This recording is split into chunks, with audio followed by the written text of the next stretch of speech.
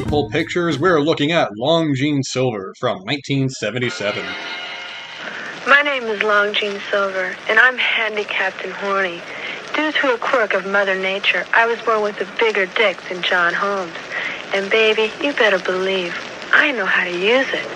Here we are, another film with Jeanne Silver. The first time that she has popped up on the show was when I was talking about Water Power, whatever episode that was. That was her first film, and she has a small part in that, but here she is front and center. We have Long Jeanne Silver, directed by prolific filmmaker Alex de Renzy, who has had quite a filmography. He's known for films like the Pretty Peaches trilogy, Babyface, Innocents Abroad, Sexual Encounter Group, and I was curious how long his career lasted, and he passed away in 2001, and he basically didn't stop until 1997.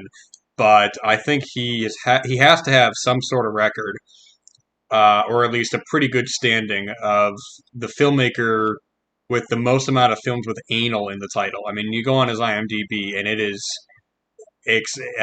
we got some titles here like Anal Hanky Panky, Anal Crash Test Dummies, Anal Fireball. I've had that happen a couple times eating hot wings.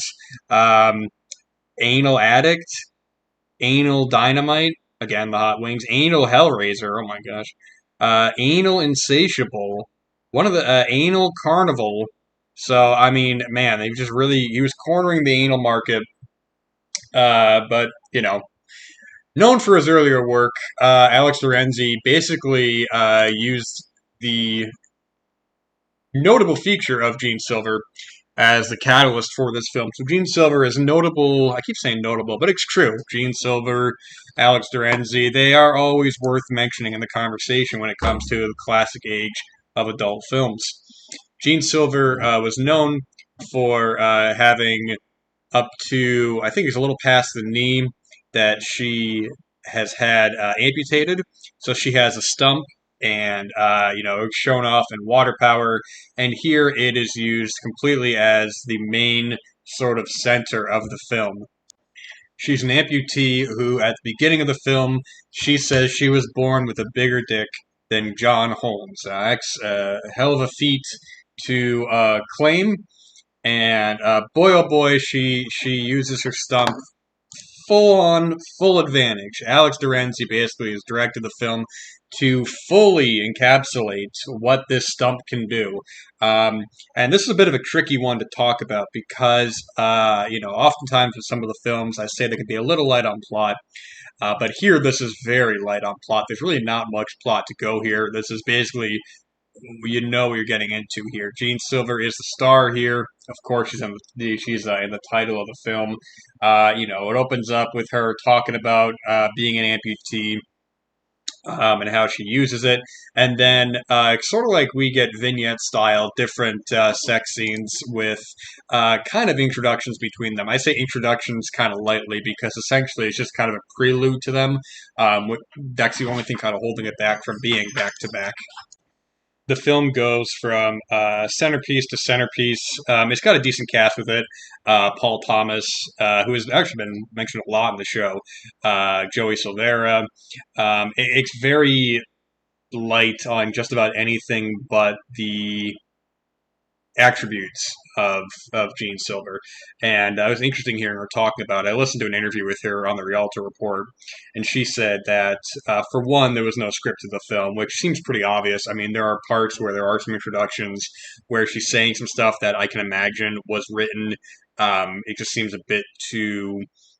it seems a bit too specific to be improvised on the spot, but then there is one section of the film which is actually probably the strongest section is when she has an introduction with China Leigh and Lori Blue, and she's talking about like, yeah, man, I got these two girls in my sex ed class, and they've never had sex before, so I'm going to show them what's going on. I'm going to show them what's cool. And like I said, you have Lori Blue, and funny, China Leigh is in the film. I don't think she has a single line in this because she's talking. Like Jeanne Silver's talking to the two of them, and the whole part, I believe, was improvised. I mean, it sounds improvised because they're first like kind of in a park area or like outside, and then they're inside. It all feels, they're just general kind of dialogue. like Jean's talking to them. But it was just funny because China, I forgot she was there because she was really, I mean, Jean's kind of mainly looking at Lori, but it's wild because when the scene first starts, I mean, you hear kind of the dialogue sort of faded a bit, coming in from the background to the foreground, and immediately Jean Silver is talking about. Anyway, she walks back and she's talking about he had a fetish for my ass. He liked putting cherries in it. And I go, that's a weird thing to say. I don't know. I should say that. And then they're hanging out in somewhere in a room, I guess, and she has a magazine there. And would you know that there's a picture of her with a cherry in there? And she repeats the line. I was like, okay, wow, there you go. Um, and to my knowledge, I think Jean Silver was a model for a little bit because she was showing the photos like in a magazine, and it looks like, I mean, just like a regular magazine. It looks like, well, like an adult magazine. It didn't look like they were made for the film or anything like that. But with how little the film is doing outside of the sex, I can't imagine they would have done that for the film. So, because to my knowledge, she was that for a bit, and then I know she got involved with the Mitchell brothers, and then from there she got involved with de Renzy, who ended up using her, her being an amputee for this film, kind of like the selling point of it all, and that's really where we're at here. Um, I mean, she's a beautiful woman as well. I mean, she has some really good makeup on. Something I don't really notice a lot in adult films is some of the actresses' makeup, but I think that Jean Silver has this really nice kind of eyeshadow in this blue kind of eyeshadow. But yeah, I mean, you have these two girls, and they're just like, they're inexperienced. They don't really know what they're doing, and boy, oh boy, what a way to introduce yourselves to the world of lust with this wild situation. And when I say it's repetitive, what I was saying before is that it's a lot of the same scenes. It's rinse and repeat. She does a little bit of an introductory thing. She ends up going off with someone or a couple people, and then they really emphasize her stump and how she uses it on guys and girls. And actually, the funniest scene by far is she gets with one of the guys who I wasn't familiar with who he was, and just the whole way he went about his character was indifference and shock, but also boredom. Because she was talking about, oh, be like, you never had it before, or something like that, and or she says, I forgot what she said exactly. That's not what she said, but she goes, they go back to the same kind of bedroom set, um, and I won't get into graphic detail about what she does to him, but I mean, she uses the stump, and she uses it on him, and his. I think the dude was in real pain because they show a shot of him and he's gripping on the end of that bed, and I'm like, boy, I don't think they faked that shot, and if they did, that guy's a good actor, man, because I totally believe it, and yeah, it's just like rinse and repeat. Then you have another scene, you have like Paul Thomas who shows up in the film, and he has a scene with Sandy Penny, and they're all set up as she's like gonna surprise him with something. She's like, man, I'm gonna give you something that you've never had before. And he's like, man, I can't even think of it. So she blindfolds him, and the two of them, they have their fun with him, and it just kind of goes on. It's also noticeable in the scenes themselves. There's not a lot of soundtrack in the film. But there's not a lot of audio either, which I thought was peculiar because it's not as if there isn't any audio at all. But it's like they'll be getting in bed together, and then you'll hear like the rustling of the sheets, or you'll be hearing just kind of like general kind of body on body, the kind of skin, contact. It's not cliche, and it's not what you kind of expect. But then sometimes the score would occasionally come in, and you're going, all right, sure, here it is. And it happened a couple times where like you have a couple minutes of silence basically, and then you'll have that score. And it's not. And at first, I thought it was going to be a thing where it's like, okay, you're going to have a traditional kind of scene like this, and then she's going to show off her stump, and then actually the score comes in to kind of set the next level for the scene.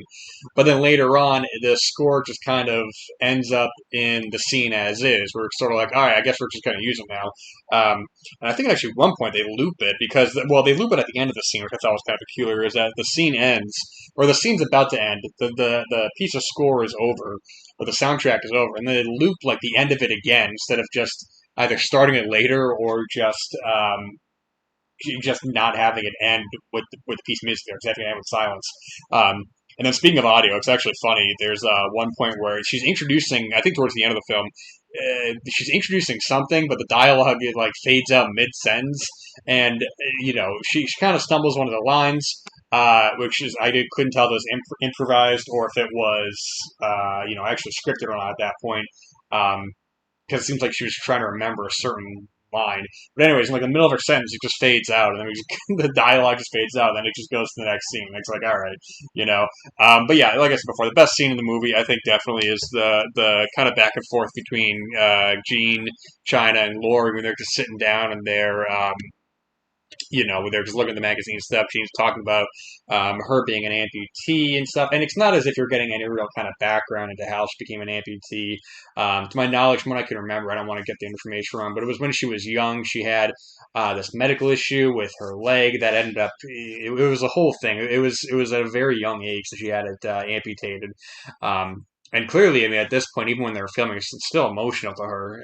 The way she's going about the scene, it seems too honest and too real for it to be scripted. And I think, Gene does a fine enough job, saying the dialogue is given to her and the brief kind of introductions. But that was the one point where I definitely kind of felt like, all right, she's really kind of bringing herself to it. And just the way that the handheld, not even handheld, I shouldn't say that, but sometimes when you have actors who are improvising, the camera oftentimes can have trouble sort of keeping up with them. I mean, even in this situation where they're all basically just sitting down in one shot, you can see that the camera isn't always focused on the one who's speaking, and it's kind of like zooming in and moving around, not really knowing what they're going to do next.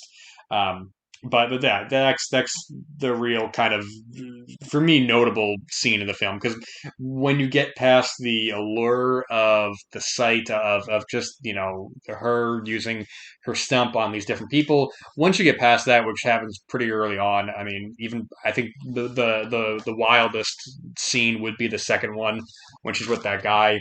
At that point, it does kind of I don't know, stumble along for me. It ends up not being terribly interesting because once you're past that point, it's more of the same. There's not a whole lot of variety even in the action. The scenes for the most part are shot pretty well. Although there was one time, I think it was when she was with, I forgot what scene it was. It was either when she was with Laurie and China or with Sandy and Paul.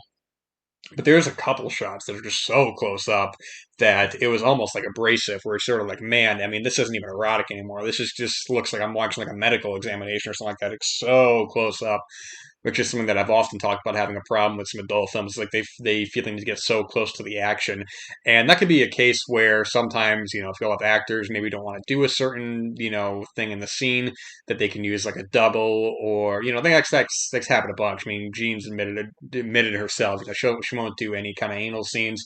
So I forgot what film she was talking about. I think it was. Oh boy, I just had the name of it here. I think it was Maneaters that she said she used double at that point. So that's fine. When you're just having the actors as is, it can just seem like so almost claustrophobic in a way. You're just so close to it. But I mean, I think what Alex de Renzy does is that when he's not, this has like sort of a combination of sort of, at least from what I've seen of him, the oddity sort of aspect and also the documentary kind of aspects. I think of like Pretty Peaches having kind of like a wild third act, but then you have his like documentary stuff that feels kind of like observational. Like I just watched Sexual Encounter Group, which is a very observational uh, documentary, but calling it a documentary feels very loose because it's very like I don't even know. I don't even know how to really describe it. It really feels kind of like just cinema verite, but to like the most casual degree, where there's seemingly no real direction going on, and you're just watching these group of people. It feels like almost an experimental film at times. The way that it is just so matter of fact and so not glamorized, I should say. Um, but it takes both those aspects, the documentary kind of style and the taboo sort of nature of what he's presenting, and it combines them here. That's what you get. Those moments when they're just talking, those feel where she's like very relaxed, very seemingly improvisational. Those feel very like the documentary, and then you have the whole like she's an amputee and all that. It's tricky to recommend because I think it's worth watching in that it is a notable oddity of golden age of adult films because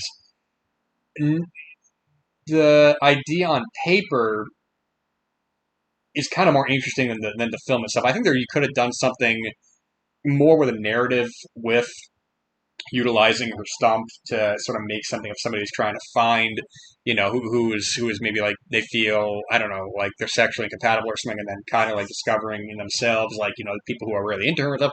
I don't know. I think you could have done something like that. This does feel kind of quick. Quick in the way it's filmed, not necessarily in the way that as a viewer you're watching it, because it does kind of just feel like, okay, we have Jeanne Silver, let's just throw her in this thing. Let's just we'll have so these small introductions, we'll have her have sex, and then boom, next the movie. Where I think there's something more you could have done with it, and I'm curious to watch more of her films to see if any of them really kind of utilize that aspect more and make a narrative out of it. Because as it is, I mean, it's only a little bit, it's about a little over an hour.